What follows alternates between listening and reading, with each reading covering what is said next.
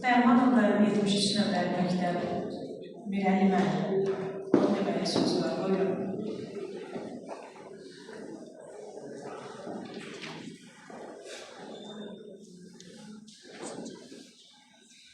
Salam, hörmətli tədbir iştirakçıları, dəyərli şəhid ailələri, valideynləri, hər birinizi salamlayıram. Onlardan şəhidlərimizə rəhmət və şəhadətini qəbul olmağını arzu edirəm. Hər kəsə şəhidlik nəsib olur. Hər kəs şəhidlik sözünə, şəhidliyə qismət olur. Bunlar xüsusilə də seçilmiş bir qəhrəmanlardır. Burada düzdür, şəhidlərimizin valideynləri çıxış elədilər. Onlar haqqında az-azıq danışsalar da onların ətrafını təfsilat ilə izah edə bilməliyik.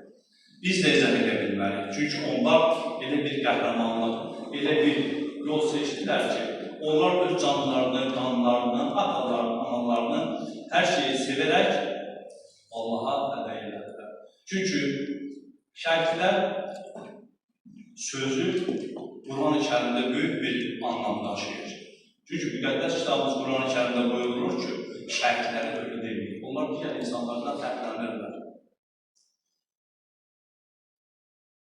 O şəhidlərdən biri də onun qəhrəmanlıq dastanını yazan bir şeydə qeyd edeyim ki, hörmətli təlim iştirakçıları, bəzən biz bu qəhrəmanlara, qəhrəmanlıq adına romanlarda, poemalarda, o cümlədən də bir çox Amerika filmlərində rastlaşırdıq.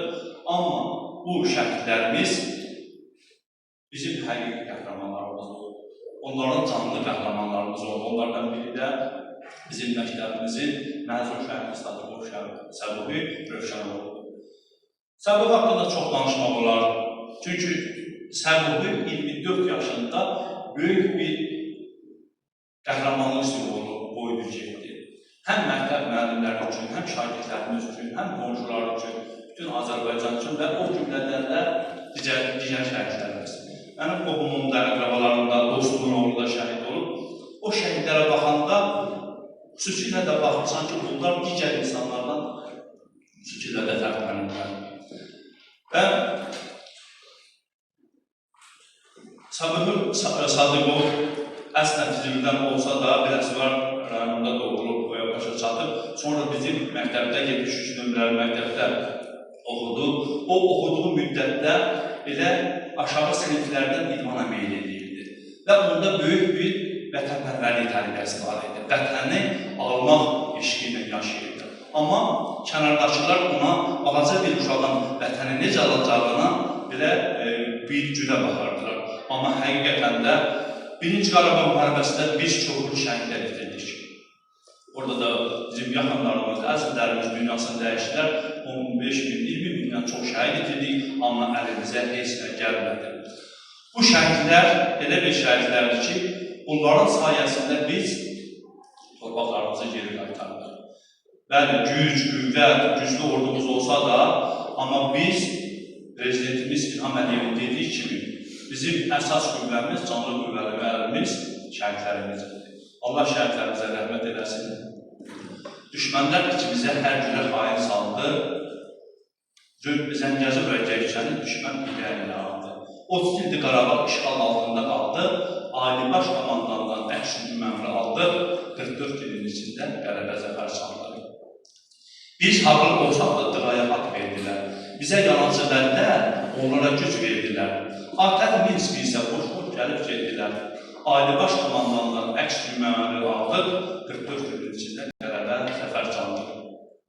Yüzillərlə İrəvan əlimizdən çıxıbdır. Hiləgər düşmənimiz çoxlu evlər yıxıbdır. Böyük dövlətlər isə onlara ağ çıxıbdır. Ali Baş Komandandan əks hücum əmri aldıq. 44 günün içində qələbə zəfər çaldıq. Müsəlman müsəlmanın qardaşıdır, dostudur.